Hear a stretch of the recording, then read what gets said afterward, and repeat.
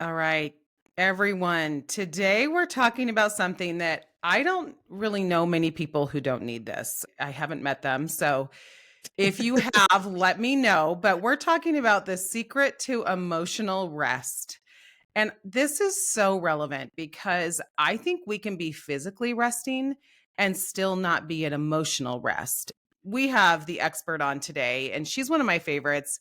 We have referred to her interview probably almost more than most others on the podcast through the years because we've used her other book in mastermind groups and was such a influential book as I looked at this idea of rest. And her book is called Sacred Rest. And she really talks about 7 different ways that we can rest. I'd always ask the question, why can you go on vacation and come home and still feel exhausted one day later? And I think she answers that. But today we're going to hit on that a little bit, but we're really getting to the secret to emotional rest through this idea of being fully known, which is the name of her new book. So who is this incredible woman? It is Dr. Saundra Dalton-Smith. Dr. Saundra, welcome to the podcast today. Thank you so much for having me back. A little bit about Dr. Saundra. She is a board-certified internal medicine physician. She is a keynote speaker and award-winning author who is redefining how the world understands rest and well-being. And she really did that for us, and I hopefully for you. We'll link to that episode a while back in case you missed it. But she is the founder of Restorasis. Am I saying that right? Restorasis. Okay, I knew I wasn't saying that right. She is the founder of Restorasis, a professional development agency that helps organizations reduce burnout and improve employee performance through science-based restorative strategies. And so she's the creator of the 7 types of rest framework, which is what was so incredible for me when I first heard it, and I know for many. And her insights have been featured on TED.com, CNN, MSNBC, ABC, Women's Day, I mean, you name it, Psychology Today.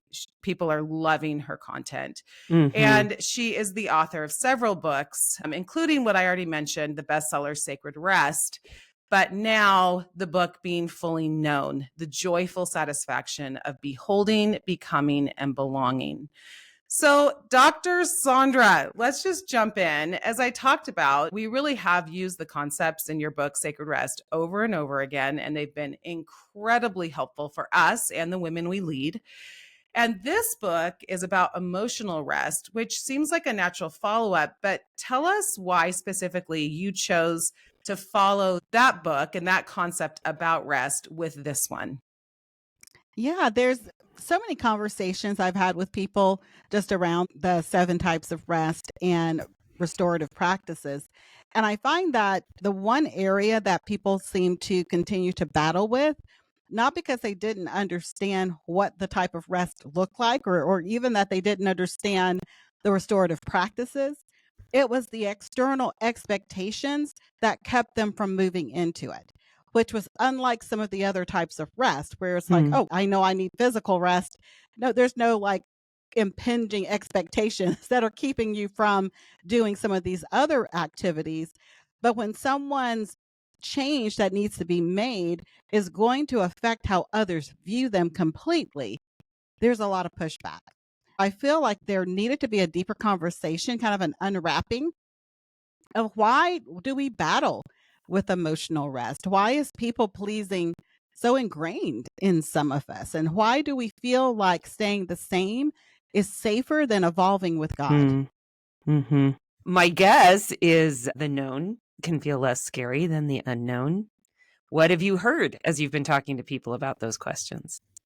Yeah, I think that's the thing. We've become toxically addicted to comfort and to this feeling of safety and security and this known process, this feeling of as long as I know or have some strong indication of what's to come, that this is a safer place to be than to be in the process of being moved by the Spirit in a day-to-day living with God. And it shunts our ability to really enjoy freedom. We all quote, "Who the sun set free is free indeed." But most of us, when we start feeling freedom, it feels scary. So we withdraw back into being bound by titles, bound by roles, bound by locations, situations, jobs, all the things, and we don't see them as binding us to something that maybe God is trying to free us from into a deeper level of relationship with Him. Mhm. Wow. Have you read the book Change or Die? I have not. Well, it's written by a cardiologist and it's really interesting. I'm just getting started, so I'm not going to totally speak to it. But the concept of the book is that to get a heart transplant, the certain number of patients had to commit to changes. Mm. And if they were going to get the heart transplant. And so they would sign their name saying, yes, I'm going to make these changes. And then when they got the heart transplant, guess what percentage of people actually changed? Probably very few, I would imagine. I think it was like 10%. Only 10%. And so that means 90% of those did not change. To your point, that we are such creatures of habit and we resist change even when our physical well-being is threatened. You think of a heart transplant patient, like that's about as vulnerable, like as motivator as you can get. And yet why is it that 90% of us, because I would probably be in that statistic too, right? I can't deny that I would be that resistant to change as well because of my habits over time. And so that is such an interesting idea. And I think one that I want to camp on too, because women in our demographic in midlife, we've had these roles. There's a lot of loss. We're changing our life circumstances. For some, it's dramatic. For others, maybe it's small, but we have a lot of change and loss. And we're already resisting change because it's hard, some of these losses, and we don't like it. How do we flip that script? How do we embrace change? Yeah, embracing change. And it's interesting you termed it like that because that's a huge part of what we've been doing inside of Restorasis with companies. Change management is an issue and it hits so many different areas, corporately and individually. But how do we embrace change? It starts with changing how you view it. A lot of us have to start with what is my natural approach when I feel a change happening. Some of us are just naturally more optimistic. And so we're like, well, maybe it'll be good. You know, those people, they're like always smiley. And it's like, okay, well, they can approach change kind of very open minded. Some of us naturally have a more critical, not that that's a bad thing, it's how we're put together. We're more we're going to evaluate it, we're going to run it through the ringer, we're going to see what the possibilities are, and maybe even have a negative approach to change. I think we have to start with what is my natural tendency towards change and not judging yourself for it, just recognizing this is how I tend to first approach it. And then based on what your initial approach is, allow yourself to see the flip side of that. So even if you're like, oh, this is always going to be fantastic, you need to know what the drawbacks of it is. And if you're the opposite, you need to know what the positives are going to be. Once we begin there, we can then start allowing yourself to approach change not as a negative or a positive, it just is. And so you step into it from a place of possibility, not expectation. There's always possibilities with God. That's the beauty of serving God. He is without limit. So the possibilities are without limit. When we put our expectations on it, we bring the limitations. And sometimes we can't control our expectations. Like we just have them because we've lived a certain way, we've thought a certain way for so long. So when we're wanting to be open to change, probably part of it is naming our expectations and asking God to help us be open to maybe a different way. And I always say about expectations, we often don't know we have them until they're not met. And that's where we can start getting angry and resentful and jealous maybe of somebody else's process. So let's say someone's at that point where they've realized, okay, I didn't know I had some expectations, but I apparently did. And I'm feeling some disappointment because things aren't going the way I thought they would. How can someone move to a place of being open to say, God, what do you have for me here? Oh, I love that. And this is where I struggled. This is why I even wrote the book because this is where I battled with God for a very long time. You know, when you get to a place where you feel like you are following the spiritual disciplines, whatever that might be Mhm. for you, reading the Bible, fasting, praying, going to church, worship, whatever your thing is, or all the above. And you feel like you can have some level of discernment of hearing God, of being moved and directed by His Spirit. It's very easy to then expect a certain outcome off of what you feel like God said or told you to do or whatever it is. And when that doesn't happen, it absolutely starts hitting your faith. It starts hitting your ability to continue to trust. It starts hitting your desire to even to continue to obey. And so one of Mm. the things that I really had to start dealing with myself is first is addressing the issue with the expectation, just as you mentioned. God, this is what I think you're saying. This is what I believe I heard. This is what my expectation is. But it's almost like the Hebrew boys in the fire. It's like, this is my expectation, but you're still God. You don't Mhm. have to do what I expect. Mhm. This is what I expect, but I have to also honor the fact that you're still sovereign. And even if you don't do it, I still believe you're sovereign. I had to start shifting what I was willing to praise and celebrate because I was ready to praise and celebrate the expectation coming to pass. And I really started to notice that my faith got stronger when I switched to celebrating the obedient step. So, God, I don't know what this is going to bring. I don't know what the outcome's Mhm. going to be, but I moved. You said do this. I moved. I don't know what you're going to do with it, but I'm going to celebrate the fact that I didn't stay in my whatever it is, my insecurity, my smallness, Mhm. my fear, my doubt, whatever it is. I didn't stay there. So I'm going to praise you for giving me the courage to take a first step. And I noticed the more I started to do that, it didn't really matter what the outcome was. I could Mhm. be happy with the outcome in either direction because I had something to celebrate that kept me moving with God. Yeah, you're changing the metric by which you're measuring success, really. That you are saying, okay, the obedience is the goal, not even the outcome.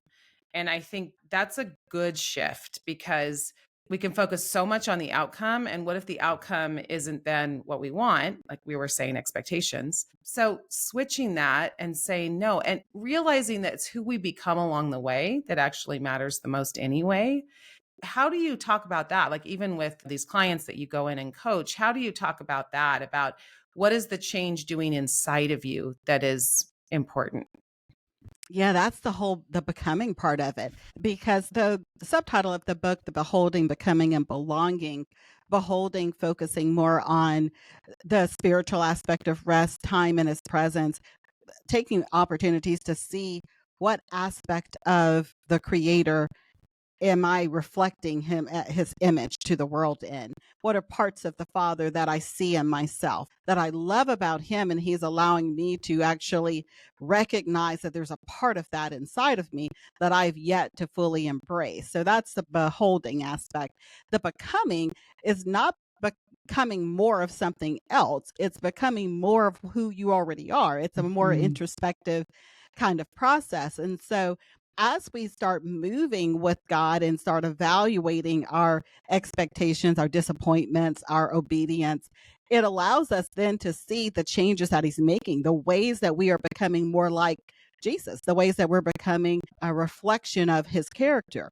And that becoming aspect really opens you up to then see what parts of you need cultivating, because Mhm. there's some parts of each of us that are gifts, talents, characteristics that because maybe other people didn't appreciate, we push down because we're like, oh, that must not be beneficial. That must not be Mhm. needed or Mhm. wanted in the world. But if God put it there, He put it there for a purpose. And so sometimes I tell my friends, the pot gets stirred in you.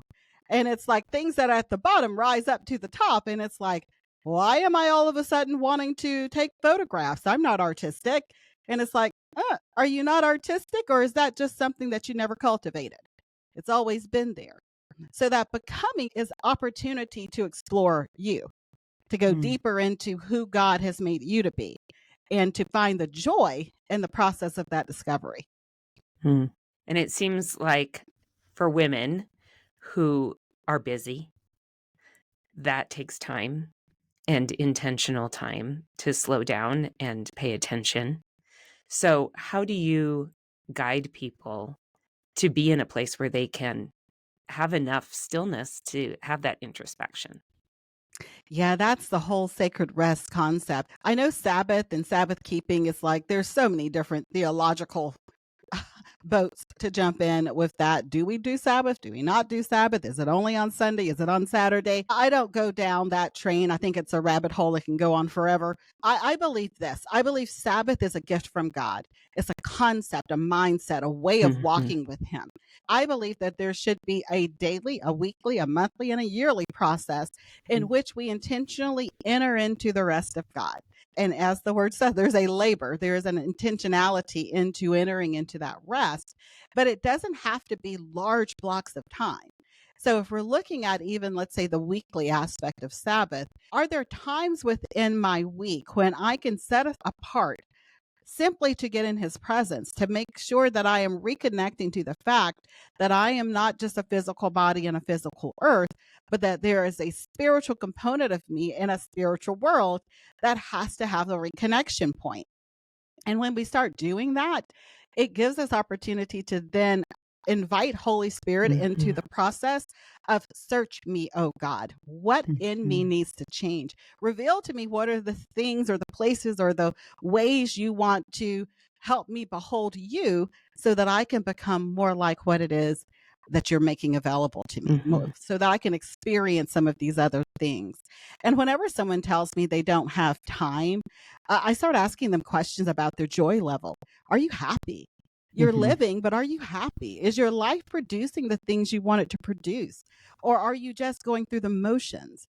I feel like a lot of us, we're Christians, we love Jesus, but we're living lives that simply just exist. They go Mhm. through the motions of the day to day. We don't leave space for God to even move. If God asks us to do something, there's no room, Mhm. no margin. And I find that then we start saying, at some point, usually somewhere between our 50s and 60s, I feel like there's more. Well, the Mhm. more is not external to you, the more is internal to you. If you want to get to the more, you have to carve out a little space. Mhm. Yeah. So when I look at this idea of being fully known and this idea of joy and how those go together, and maybe just say it explicitly, like how does joy and contentment really relate to being fully known inside of us? Yeah, joy is a fruit of the spirit. And I find that too often it's a fruit that has no watering in our lives. Mhm. So it doesn't have the ongoing, continuous watering of our experiences to be able to stay at a high level. And so I feel like for a lot of us, when we are able to start looking at the different ways God has equipped us, the different gifts and talents and things and opportunities that God has placed before us, it gives us permission to no longer have to say one thing forever. If you look at everybody in the Bible that we talk about, Esther, David, Ruth, all these other people in the Bible, they start off in one situation, one Mhm. life situation, and then we see an evolving of them, and where they end is not where they begin. Mhm. However, many of us, when we go through our lives, it's like for myself, it's like I went to medical school. I'm going to be a doctor working in a hospital in a clinic for the rest of my life, right? Mhm. That makes logical sense in my brain because that's what I trained to do.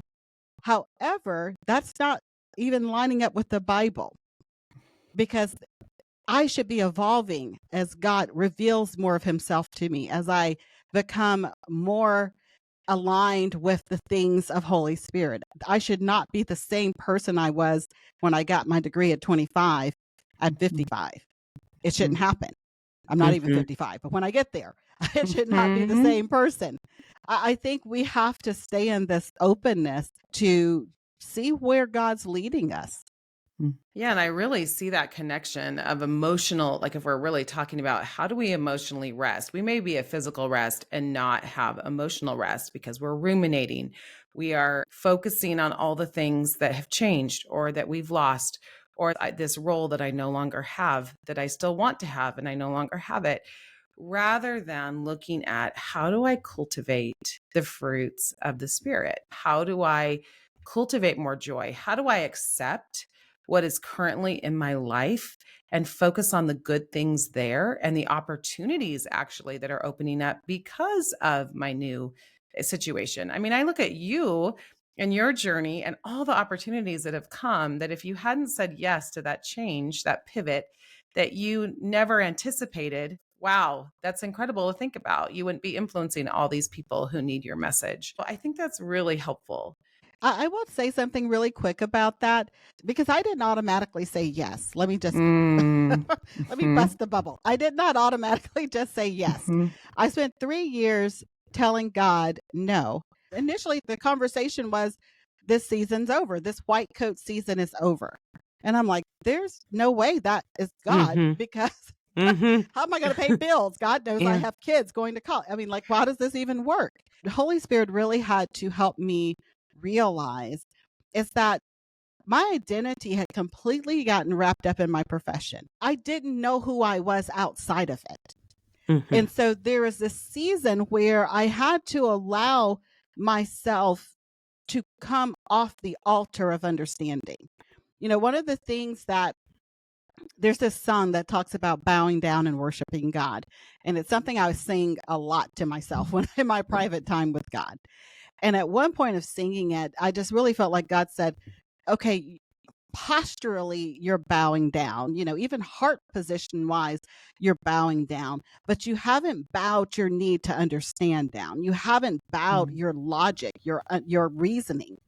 And I thought, oh, wow, I mm, don't even know how to do that because my entire life is around things being logical and making sense, irrational.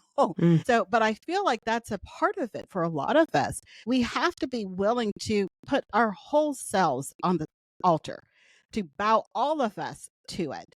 Because Mm. if there's any part of you that's resisting kind of the transformation that's required to keep moving with God, parts of it gets redeemed, but then there's this part that kind of still keeps you held back a little bit. It's a process of dying to self, really, that we all have to go on. And yes, you have to grieve it. I remember sitting in my office. It was like August. I told all my patients, God's telling me to get out of practice. I don't know anything else to tell you. They knew I was a person of faith. And of course, half of them tried to tell me that I was crazy. But in any event, from August to December, I moved them to other doctors, got them all situated. Grown men in my practice crying, oh, grown men crying because I had literally been with them through heart attacks, strokes, cancer, you name it. I would leave every day feeling completely more in a place of mourning. I would sit in my mm, car outside of my practice crying mm, because I had to grieve the loss. It wasn't like those 25 years meant nothing to me. It wasn't like the people meant nothing to me. I had to grieve that, but I also had to recognize that grieving it does not mean that I shouldn't let it go. I have to let this go because it's not God's portion for me anymore. But I still had to grieve it. Sorry. I figured Mhm. something about, I oh, was like, let's not think that I just stepped into it because no, that is not how that happened. No, that's so helpful because I think for so many of us, we are having to walk away even from things that we love because it is clear that God is asking us to move into a new and different space. And that resistance, because I appreciate you saying, it doesn't make sense, God. You wouldn't mhm, ask me to do this because you know whatever it is. You know I have bills to pay, or you know I went to school for this long, or you know that even the credentials have helped me sell books, whatever it might be, that it has served me well. And that doesn't mean it's still my assignment for right now. So, as far as fear goes, so there's that resistance. And when we peel back layers of emotions and thoughts, we often land at fear. We're afraid something's going to happen that is out of our control or even something that is just so unknown. What part does addressing fear have in being able to be emotionally restful? For myself, when I think about fear, it's an emotion.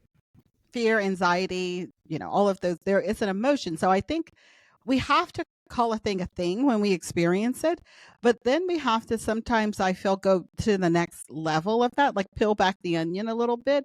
What exactly are we afraid of? Mm-hmm. Because it wasn't necessarily that I was afraid of change. It's almost like saying I need more rest. It's like the first layer deep. It doesn't go deep enough to actually get to the place of you getting anywhere or healing or having a deeper understanding. So when we say I'm afraid to do this, what's underneath that? And I know when I started looking at why was I afraid to give up my medical practice, it was finances, so it was provision. I was afraid there wasn't going to be enough provision. I was afraid that I would not have the same significance without the degree. Kind of some of the things you mentioned. I was afraid that it would change the way others viewed me. So there was deeper things going on there. And so when we go into the deeper things, so if I'm afraid that it's going to change who I am or change how others view me, now I'm looking at, well, where did this people pleasing insecurity root come from? Well, okay, so now I've named something else. Now we're talking about insecurity. When did the insecurity start? So it requires you to kind of go, and which is what I do in the book. A lot of people are like, this book is very cutting. Is the word, because I want people to get down to the foundational issue. Because if we get down to the foundational issue, is I felt rejected as a child. And if I let God and Holy Spirit deal with that, the fact that, God, you called me a daughter, but I don't see myself as anyone's daughter, because that wasn't my experience growing up. I don't know what family feels like. I don't know what it means to be your daughter. I don't know how to even approach you as a father. When I get down to core level issues, now I can get healed. Now I can get some restoration and the transformation at a soul deep level that changes everything else. There's always more. I mean, I'm a coach and it's what I do with my clients, just like trying to peel away those layers of like, there's always more. It's true. When you just get, okay, and what's underneath that? Okay, and tell me more. What's underneath that? Right. So that you're just getting deeper and deeper and deeper. And when we look at this idea of being known and emotional rest, which, those just go so hand in hand, we can't have it unless we get underneath it, because our soul will always be kind of warring within itself if we don't get to those layers. And that's the tension a lot of people are battling. It's this tension of becoming. Part of them says, I feel like God's telling me to do this, this, and this. And then you have this other part that's at this deeper level that's saying, who are you that you think you can do that? And these two battle with each other, and we just stay in this place of like this chronic tension. But you have to get to the root of, why is that part of me saying that? Because it has a reason. Some people call it a stronghold. There's a reason. There's a root reason why the deeper part of you is not coming into alignment with the now version God is trying to reveal that you are. So helpful. What role do you think negative self-talk or our own narratives play in this journey? Honestly, I feel like they are the chains that keep people bound. They're the things that keep us reciting the thing that we feel like we can't break free from, the thing that we feel like is the real truth about who we are. And it keeps us from really wanting to live known, because if a part of me believes that if you really saw me, if you really knew me, you won't like me, then I'm going to stay with this kind of superficial, self-protecting, only lets you get so far, covered up, masked version of myself, which requires a lot of energy and work to maintain. Because I just can't be me. I have to figure out how to keep within this role that is acceptable to everybody else, versus just showing up as I am. And it's like, well, if you like me, you like me. If you don't, you don't. It just is how it is. And not being rude about it, but just being authentic about it. We're not called to like everybody. We're called to love everybody. Those aren't the same emotions, and they don't require the same amount of energy. And so I can love you without liking you to like hang out and be a friend with you. We have to realize that when we are wanting to build friendships and deeper relationships, that's built off of like initially. Because I have to have a level of, I feel comfortable being who I am, and I am comfortable with who you are. And if you change, then I can still love you. But when people change, sometimes we don't still like them because we got attached to the initial version that is not the current version. Interesting. It's the thing that happens in marriage. You hear people say, I don't recognize my spouse anymore because you married someone you loved and you didn't just marry someone you liked. There should be both within a marriage. You should like them enough and love them enough to let them be able to evolve into however they need to change. Because your spouse at 20 is not your spouse at 60. True. It's just not possible. And if you don't have both like and love, you're going to have friction because they're going to change. They're not going to be the same person. It's really interesting. It's true. Yeah, we've been married 30 years as of this year. And that is true. We've both evolved into different people in a lot of ways. I mean, the core is the same, but we grow over time. And I hope I always grow till the day I die. Yeah, and growth is definitely a part of living. But when you're in a relationship with someone, whether it's a friend or a spouse, you love them, but can you continue to like the person they're becoming? Mm-hmm. And that requires a level of, I'm going to accept you as you are. Mm-hmm. I'm not going to make you fit my expectations or bubble. I'm going to let you be seen. I'm going to allow you to continue to belong in my life at the version that you are. I'm going to allow myself to adapt how I view you based on the current evidence of the person that you have become. Mm-hmm. We do it with our kids. If you have adult kids, you can try to keep them bucks. Like my sons are 21 and 19 now. My youngest son went to New York. He's big in like investment banking and financing and stuff. And he had this thing he was doing on Wall Street with those people up in the banking stuff. He had interviews and all the stuff for internships. And I'm just like, my baby is going to New York by himself, like getting on a plane. And I'm like, my brain is like, no, I need to come with you. But then I was like, that doesn't make sense. He's 6'2". He's taller than I am.